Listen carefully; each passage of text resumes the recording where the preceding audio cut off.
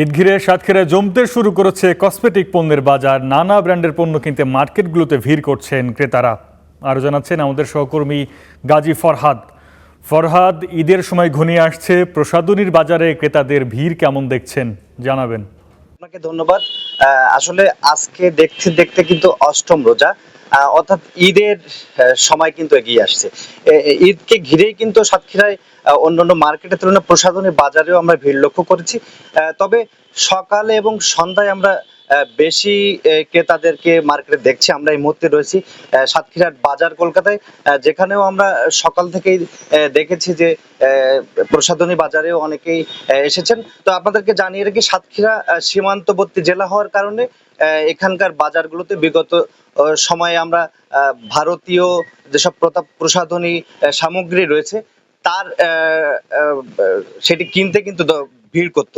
কিন্তু বিগত সময়ে অর্থাৎ সরকার পরিবর্তনের পরে ভারতীয় পণ্যগুলো এই বাজারে আসছে না, যে কারণে দেশীয় যে পণ্য আছে সেটি কিনতেই মূলত ভিড় করছে। আমরা এখানে যারা বিক্রেতা আছে তাদের সাথে কথা বলবো যে আপনারা কি ধরনের সামগ্রী বেশি কিনছে এবং দামটাও কেমন।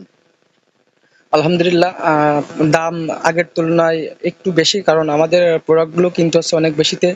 আমরা আগে যে প্রোডাক্টগুলো যেমন দামে কিনতাম তার থেকে দ্বিগুণ দামে কিনতে হচ্ছে, সে তুলনায় আমাদের একটু দাম বেশি করে দিতে হচ্ছে।